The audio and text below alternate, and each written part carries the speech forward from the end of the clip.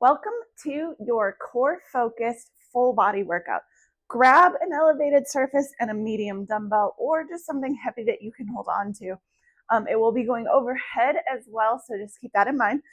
The elevated surface can be a set of stairs, coffee table, a bed, whatever you have handy. I'm using a folding chair. If you're at a gym, a workout bench is great too. For now, you're going to start going into some marches. I want you to do about 10 of them.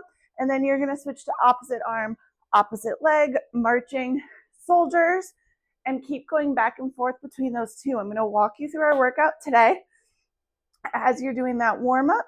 And then that way you're ready to join me when it's time to get going. We're going to do this twice together. And then I encourage you to do a third and a fourth round on your own. Whether you replay the video or just go at it on your own, completely up to you. But I'm challenging you to 3 to 4 rounds total. 2 with me. Okay, so the first thing we're going to do is we're going to be on our back. So you're still marching and you're still doing those marching soldiers. Okay, but we're going to be on our back first. Okay,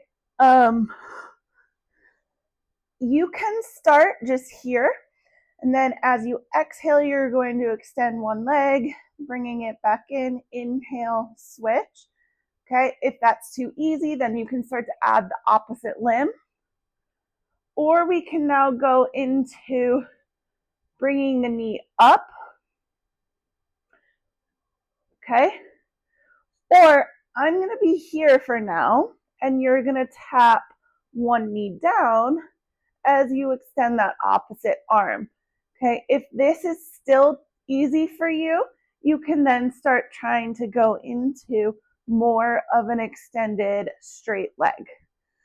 Okay, we're going to do 12 each, 24 total. And then we're going to come to that elevated surface. And we're going to go into some shoulder taps. Really thinking about good plank, butt is not up in the air, you're not sagging. And you're just tapping that opposite shoulder, making sure you're not opening your hips as you lift an arm. Okay, keep that rotation to a minimum. And then this is where we're going to go overhead with our weight, just one arm, and we're going to march, which you should still be doing in your warm-up. We'll count to 12 marches, and then we will do 12 more switching arms. So each march will just be one in this case, and then switch sides, okay? Keeping the dumbbell, we're now going to go into a lunge and twist. So holding it at your chest is a great place. Keeping it nice and tight to the chest. You're going to step into your lunge, come down, and then rotate towards that front knee before switching sides. Okay, if the stepping is a little too much, by all means, come out here and just twist here. Okay, you don't need to do the stepping forward and back. 12 each, 24 total. Keeping that dumbbell, you're now going to switch it to one hand. We are going to come into a single leg hinge. If you can, ideally this leg is off the ground, but if you need to kickstand it, that's okay. But really trying not to. So getting a good hinge. You're going to pass it back and forth for 12 and then switch legs and do 12 more. Okay, and that's our circuit. So go ahead and come out of that warm up and let's come down for dead bugs. Whichever variation is right for your body today is absolutely okay. No ego here. Making sure big full inhale, exhale, lowering that limb, alternating sides, making sure that deep core is super connected. You're not letting your pelvis tip forward and back or side to side. Again, you're doing 12 each, 24 total. Maybe you do the first 12 here, and then maybe you need to switch and work in this range of motion for the last 12. Okay, totally okay. Maybe you start here just to get the movement and the motion, and then progress as you feel like you can maintain that, making sure you're not feeling that lower back at all. Okay. Elevated shoulder taps, again, 12 each side, 24 total. Keeping an eye on the plank, okay? Feet can be about shoulder width, and then slowly work on bringing them closer together when you can get a handle on making sure that you're not opening with those lifts. Exhale with the tap. Hips stay nice and stationary. That deep core should be firing. You're not letting the butt slowly rise up. As always, make sure you're counting for yourself, just in case I'm miscounting as I'm talking through some of this. All right, first exercise with that weight. I'm going to start with it in my right hand. Bicep is next to my ears. Everything is nice and tall. And I'm marching here. Trying to get that knee so it's parallel to the floor or higher.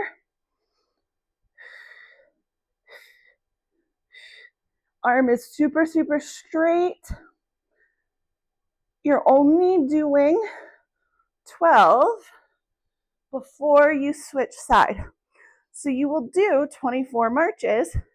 It's just 12 with each hand. Arm nice and straight next to your ear. And then make sure you're not leaning away from that arm, so you're not doing this to support it. You're really trying to keep everything in a straight line. Okay, then we're going to go into that lunge and twist. Again, if you need to do it as a split squat without any of the stepping, absolutely okay. And just go with what your body feels is right today. And not every day is always going to be the same.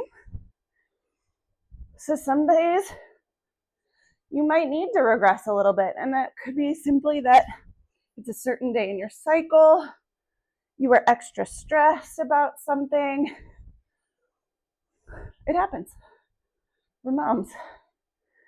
Okay, you just come back and do it again.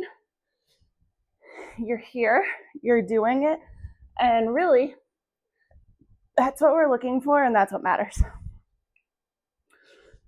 So, the key with this is make sure that as you are stepping out into the lunge, as you rotate, your hips and knees don't move. So that rotation should be belly button and rib cage as a unit and nothing below that.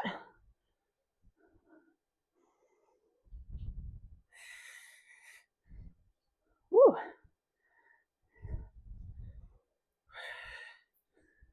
Okay, so again, as you're here, the knee doesn't open. You keep that nice and tight, and you rotate over it.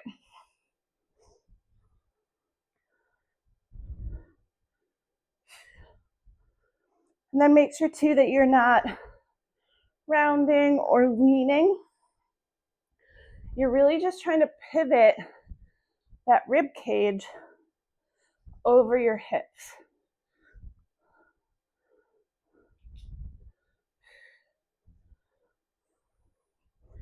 I have definitely lost count. I think we're going to do about one more each.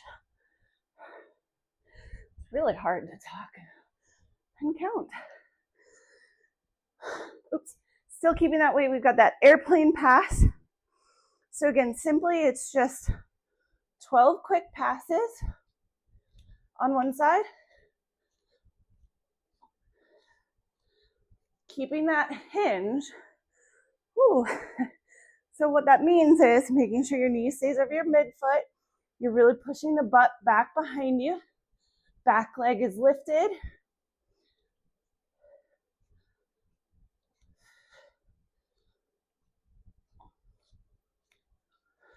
Definitely more than 12. But aiming for 12 each. That is round 1. Grab your water, catch your breath, and let's meet back for round 2. If you don't need the full 2-minute rest, fast forward.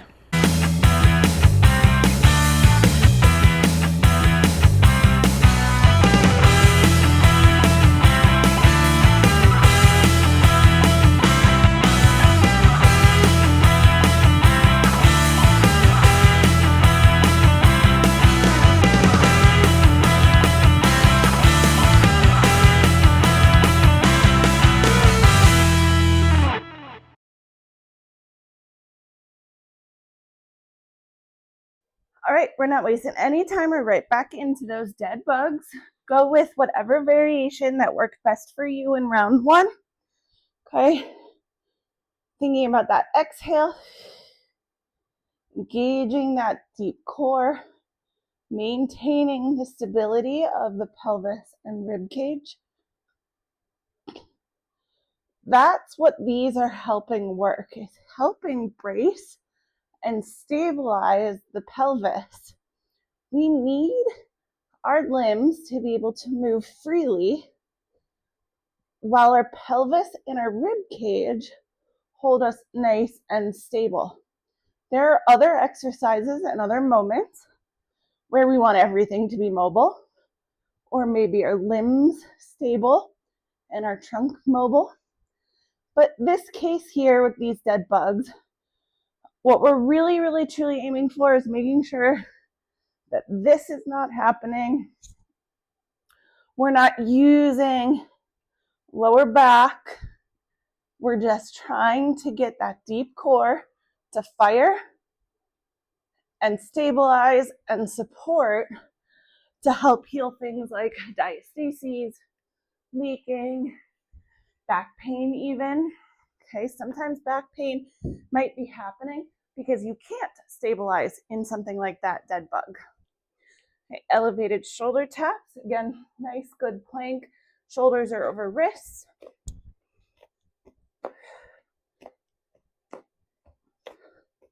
This is another stabilizer. Very similar concept.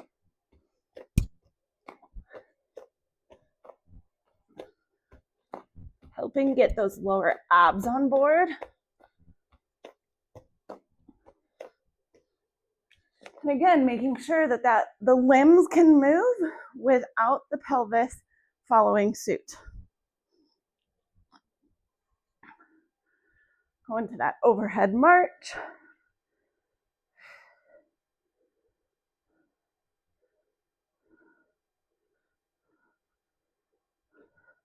And you will have a little bit of weight shift as you lift one leg, but you just want to make sure that you're not like tipping over to one side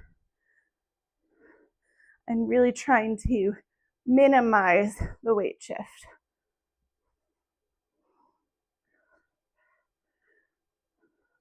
Straighten that arm, you're almost there. That's the hardest part sometimes, is remembering to keep that arm nice and straight. Okay, lunge and twist. Again, feel free to just come out and rotate and stand. The stepping is great because it helps teach the pelvic floor to help catch you and react to some of those forces. I'm all kinds of messed up now. Oh my goodness. All right, let's make this a little even. All right, now I think I'm even on both sides. So that's the key, is really making sure that you can be even on both sides, making sure that you're feeling differences from one side to the other, working through those differences. You know, so often we don't think about walking as a single-sided exercise, but it is.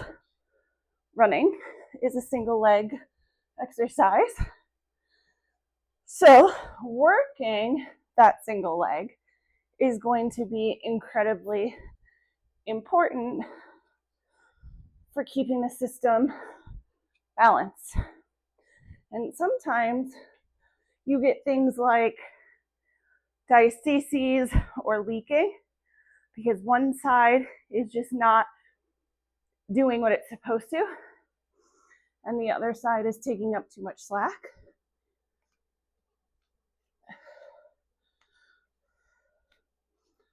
And you should feel this in the back of your leg for sure.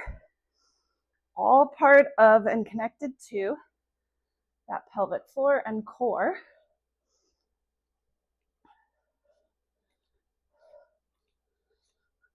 The back of our legs, our hamstrings, help put our pelvis in the right position to help our core. Okay, it all works together. So that is round 2. Awesome job. Now either go replay the video and do round 3 and 4, or turn off the video and go do round 3 and 4. That's your challenge, and I look forward to seeing how you do. Have a great day, guys. If you have any questions, don't hesitate to ask.